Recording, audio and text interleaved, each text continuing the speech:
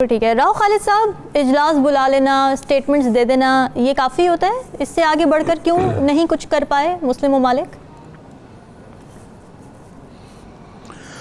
देखें, ओआईसी की दो जो मैं जिनको समझता हूँ तारीखी जो इज्तिमात हुए, एक सेकंड उसका था इज्तिमा जो 1974 में लाहौर में हुआ था जी, और एक था 9/11 के बाद 2003 में पुत्रजाया मलेशिया में हुआ था।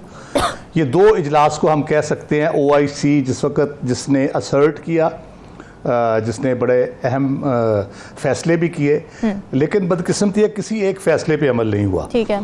अब ओआईसी का जो प्रॉब्लम है वो 74 से रूट करता है। 74 में जब इजलास हुआ उस वक्त बड़े रेडिकल फैसले लिए गए।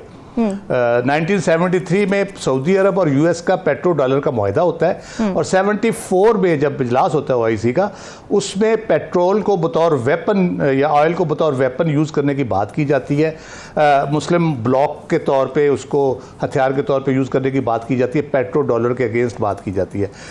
यूएस पनिश करता है आपको, आपके चार जो लीडिंग उसमें जो रहनुमा थे, जुल्फ़िकार अली भुट्टो, मुअम्मर कज़ाफ़ी, शाह फैसल और इद्दी अमीन युगंडा के जो थे, जी। उन चारों को निशाना बनाया जाता है। भुट्टो साहब को हैंग कर दिया जाता है, शाह फैसल को शहीद कर दिया जाता है, उनका अपना भतीजा गोली मार देता है, इद्दी अमीन की हुकूमत का तख्ता लौट जाता है, भागता है। कज़ाफ़ी साहब बचते हैं, वो भी आपको पता है जितने अरसा रहे जिंदा, जिस तरह उन्होंने ज़िंदगी गुजारी, भाग दौड़ के कभी इधर छुप रहे हैं कभी उधर छुप रहे हैं, तो वो एक उन्होंने इबरत का निशान बनाया। और बाकी मुल्क को तौबा तायब होगा, उन्होंने कहा हमने ये काम नहीं करना, हम जिस तरह अमेरिका बहादुर या यूरोप कहेगा उस तरह हम चलेंगे, और उसी तरह वो चल रहे हैं अब तक। 2003 वाला जो इजलास था उसमें आपने पुतिन को बतौर ऑब्जर्वर बुलाया पाकिस्तान की इंसिस्टेंस के ऊपर, रूस के सदर को। बहुत अच्छी डिस्कशंस हुई, बहुत अच्छे फैसले हुए, नई दुनिया के मुताबिक मुसलमानों को हम आहंग करने की कोशिश की गई। कल्चरल जो एक बैरियर है दूसरे वेस्ट और मुस्लिम ममालिक का, उसको ख़त्म करने की बात की गई। साइंस और टेक्नोलॉजी के हवाले से आगे बढ़ने की बात की गई। बुनियादी इदारा ओआईसी का है कि इत्तेहाद और यकानगत जो है ना, और डिग्निटी के साथ दुनिया में अपने आप को कायम करना, इस्टेब्लिश करना, और मुसलमान मुल्कों को एक दूसरे को माली और दूसरे मुआशी लिहाज से हर तरीके से मदद करना चाहिए। कोई एक ऑब्जेक्टिव आज तक अचीव हुआ है उसमें से? किसी एक चीज़ पे काम नहीं किया। साइंस पे हमने काम नहीं किया। माजी के हवाले आते हैं हर जगह पे, हमारे साइंसदान आज से 700 साल पहले इस तरह थे, इब्ने सीना थे, फलां थे, आलिम थे। कोई इल्म फजल की बात नहीं, कोई साइंस की बात नहीं, कोई असर्ट नहीं करते अपनी पावर को, अपने जितनी भी ऑयल की पावर है या अदरवाइज जो मुस्लिम ममालिक की पावर है, उसमें कोई नहीं।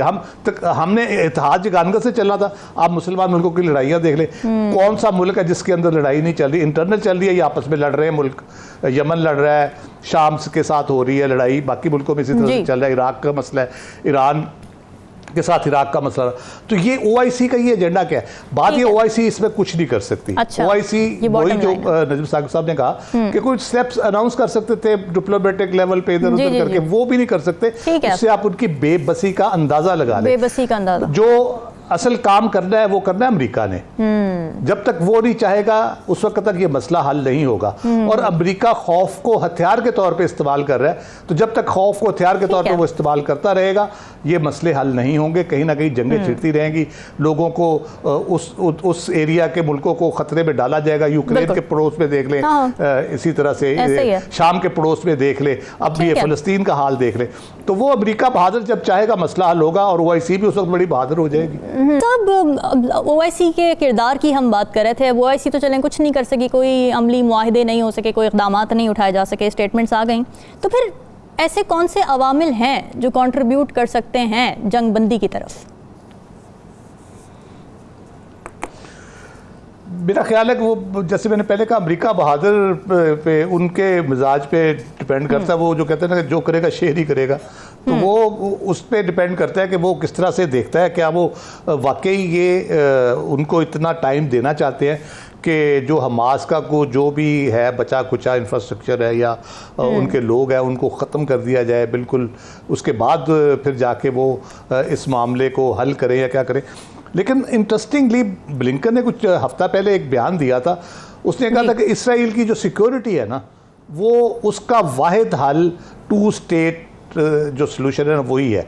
जब तक फ़लस्तीन और इसराइल की 2 रियासतें पैरेलल एस्टेब्लिश नहीं हो सकती, उस वक्त तक इसराइल की सिक्योरिटी इंश्योर नहीं हो सकती। जब ये इस चीज़ का इदराक मौजूद है तो उस तरफ क्यों नहीं कदम बढ़ाया जाता। इस कम अज़ कम जो OIC थी उसको इस मौके से का फ़ायदा उठाते हुए इस बात पे तो इसरार कर सकते हैं, इस बात पे तो पुश कर सकते हैं, जैसे वो सेक्रेटरी खारजा उनके घूम भी रहे हैं उधर, मिडिल ईस्ट में कई दौरे कर चुके हैं। जी। उनको ये तो कह सकते हैं कि भाई कोई रोड मैप ले आओ, कोई टू स्टेट का जो आपने बनाया इतने अरसे से लगे हुए हैं 20-25 साल से, उसको कम अज़ कम अमली तौर पे उसके कोई शक्ल निकालने की कोशिश करें, उसको हल करने की कोशिश करें। तो उस तरह भी कोई मामला की पेशरफ्त नहीं हो रही। तो इसका मतलब यही है, जैसे सैयद मोहम्मद अली साहब ने कहा कि ये कोई रुकता हुआ नज़र नहीं आ रहा। ये लगता है कि ये पहले भी होता रहा, अब भी हो रहा है और आगे भी ये इसके इम्कानात बहरहाल मौजूद है। जब तक ये मसला उस तरह से हल नहीं होता जिस तरह अमेरिका भी कहता है, इसराइल भी मानता है, हमारे सारे मिडल ईस्ट भी मानता है, सारे मुस्लिम ममालिक भी मानते हैं, दुनिया भी मानती है कि 2 स्टेट इसका वाहिद हल है।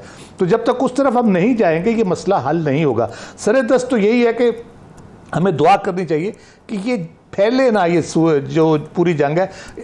आसार नहीं लग रहे क्योंकि शाकी हैं लोग हमास के इस एक्ट पे, इसलिए कोई मुल्क सीरियसली जो उनके हमायत भी रखते हैं, उनके लिए हमदर्दी भी रखते हैं हमास के लिए, वो उस तरह से बीच में कूद नहीं रहे। बयान ज़रूर दे रहे हैं, धमकियां ज़रूर लगा रहे हैं, लेकिन उस तरह से कूद नहीं रहे इसके अंदर।